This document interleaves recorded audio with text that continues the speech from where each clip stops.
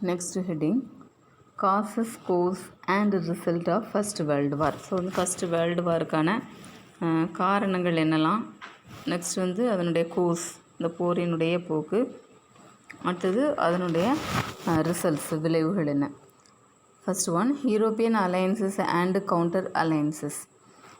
European great powers were divided into two armed camps. One camp consisted of the Central Powers, Germany, Austria-Hungary and Italy. Under the guidance of Bismarck, they had formed the Triple Alliance in 1882.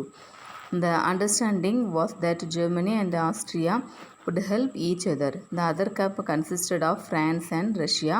Their alliance was formed in 1894 with a promise of mutual help in Germany attacked either of them.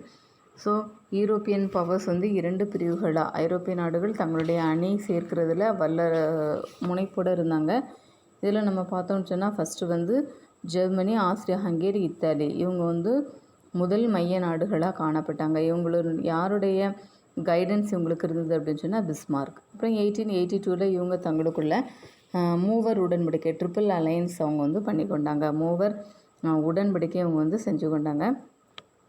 அடுத்தது Germany, Austria, இந்த triple அலையன்ஸில் என்ன சொல்லியிருந்தாங்க, Germany ஆஸ்திரியாவும் தங்களுக்குள்ளே உதவி செய்து கொள்ளணும். ஒரு முகாமில், அதாவது ஃப்ரான்ஸும் ரஷ்யாவும் இன்னொரு ஒரு கேம்பில் இருந்தாங்க. 1894 இந்த உடன்படிக்கையின்படி இந்த ரெண்டு நாடுகளும் ஒருவேளை ஜெர்மனியால் தாக்கப்பட்டால் தங்களுக்குள்ளே என்ன செஞ்சு விடணும், ஒரு கண்ட்ரி இன்னொரு கண்ட்ரிக்கு ஹெல்ப் பண்ணிக்கிடணும் அப்படின்னு சொல்லி தங்களுக்குள்ளே அவங்க வந்து இந்த ஒரு அக்ரிமெண்ட் வந்து போட்டுக்கிட்டாங்க. The formed of a triple entity of Britain, France and Russia. அடுத்தது இங்கிலாந்து, அப்புறம் ஃப்ரான்ஸ், ரஷ்யா இந்த மூன்று நாடுகளும் தங்களுக்குள்ள ட்ரிபிள் என்டான்டி, அதாவது மூவர் கூட்டு உடன்படிக்கை அவங்க வந்து செய்து கொண்டாங்க. ஸோ இப்படி யூரோப் வந்து ரெண்டு பெரிய ஒரு கேம்பாக அவங்க வந்து மாற ஆரம்பித்தாங்க. Okay, next heading, violent forms of nationalism. With the growth of nationalism, the attitude of my country, right or wrong, I support it, developed. The love for one country demanded hatred for another country. So வன்முறை சார்ந்த தேசியம், இதில் என்ன அப்படின்னு சொன்னால் தேசிய பற்றோடு கூட இவங்க இருந்தாங்களாம். எனது நாடு அது வந்து சரியோ தவறோ, நான் அந்த நாட்டில் இருக்கிறதுனால நான் அதை என்ன செய்வேன், ஆதரிப்பேன். இந்த மனப்போக்கு வளர ஆரம்பிச்சுது. ஸோ ஒரு நாடு மற்றொரு நாட்டை என்ன செஞ்சாங்க அப்படின்னு சொன்னால் வெறுத்து ஒதுக்கக்கூடிய தேவை இது வந்து அதிகரிக்க ஆரம்பிச்சது. Okay, next heading, aggressive attitude of German emperor. Emperor Kaiser William II of Germany proclaimed that Germany would be the leader of the world. The German Navy was expanded, the sea being considered a preserve of England ever since Napoleon's defeat at Trafalgar. Germany aggressive diplomacy and rapid building of naval bases convinced Britain that a German Navy could be directed only against her. So ஜெர்மனியினுடைய போக்கு, ஜெர்மனியினுடைய அரசர் geyser William second, இவர் ஜெர்மனியினுடைய தான் உலகத்தில் இவர் தான் தலைவன் அப்படின்னு சொல்லி தன்னை வந்து பிரகடனப்படுத்தி கொண்டார். அது மட்டும் இல்லை, இவர் வந்து ஜெர்மனியினுடைய நேவி இன்னும் என்ன செஞ்சார், எக்ஸ்பேண்ட் பண்ணார், விரிவுபடுத்தினார். 1805 ட்ரபால்கர் அப்படின்னு சொல்லி இடத்துல நடந்த போரில் நெப்போலியன் வந்து தோல்வி அடைஞ்சார்.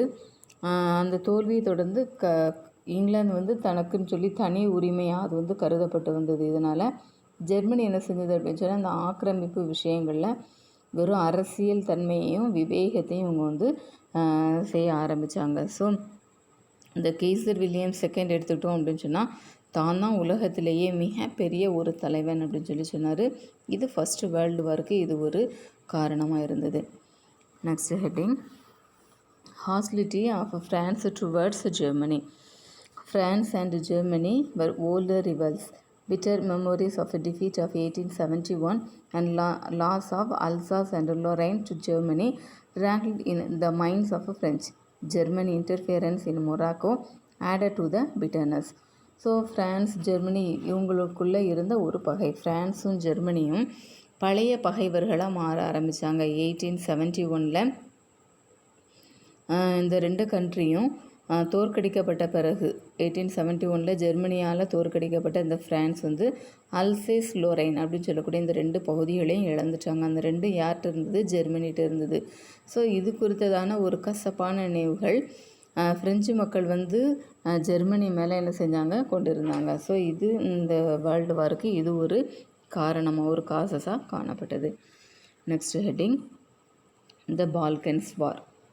ஸோ பால்கன் பகுதியில் நடந்த ஒரு போர், அந்த ஏகாதிபத்திய அரசியல் வாய்ப்பு, அது மட்டும் இல்லை அந்த பால்கன் பகுதியில் நடந்த ஒரு வார்.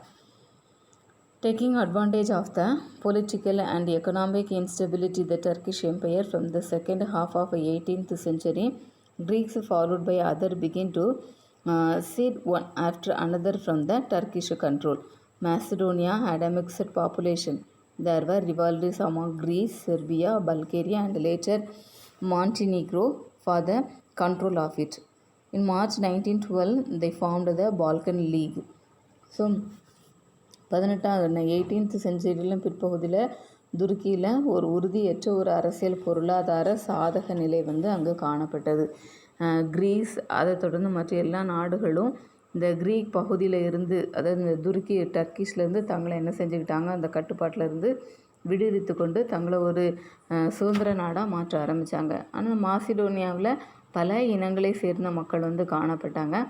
1912 பார்த்தோம் அப்படின்னு சொன்னால் மார்ச் திங்களில் பால்கன் லீக் அப்படின்னு சொல்லக்கூடிய ஒரு அமைப்பை இவங்க வந்து ஏற்படுத்தி கொண்டாங்க. இந்த league defeated Turkish force in the first Balkan War 1912-13. According to the Treaty of London signed in May 1913, the new state of Albania was created and the other Balkan states divided up Macedonia between them. Turkey was reduced to the area around Constantinople. So 1912 தங்களுக்குன்னு சொல்லி ஒரு Balkan league, Balkan கழகம் அப்படிங்கிறது அமைப்பை ஏற்படுத்தினாங்க. இது துருக்கிய படைகளை தாக்கி தோற்கடித்தாங்க. அது மட்டும் இல்லை, இந்த பிரித்து கொள்றதுல தங்களுக்குள்ள பிரச்சனைகள் ஏற்பட்டது. 1913 கையெழுத்தான அந்த லண்டன் ட்ரீட்டி மூலமாக அல்பேனியா அப்படின்னு சொல்லக்கூடிய ஒரு புதிய கண்ட்ரி வந்து க்ரியேட் பண்ணாங்க. அப்புறம் மாசிடோனியாவை மற்ற பால்கன் நாடுகள் எல்லாம் தங்களுக்குள்ளே என்ன செஞ்சுக்கிட்டாங்க அப்படின்னு சொன்னால் பகிர்ந்து கொண்டாங்க. Other Balkan states divided up Macedonia between them. So இந்த டர்க்கி எடுத்துக்கிட்டோம் அப்படின்னு சொன்னால் reduce to the area around Constantinople. So துருக்கி வந்து கான்ஸ்டாண்டினோபிள் சுற்றி இருக்கக்கூடிய பகுதிகளில் மட்டும் ஒரு அரசாக வந்து கருதப்பட்டது.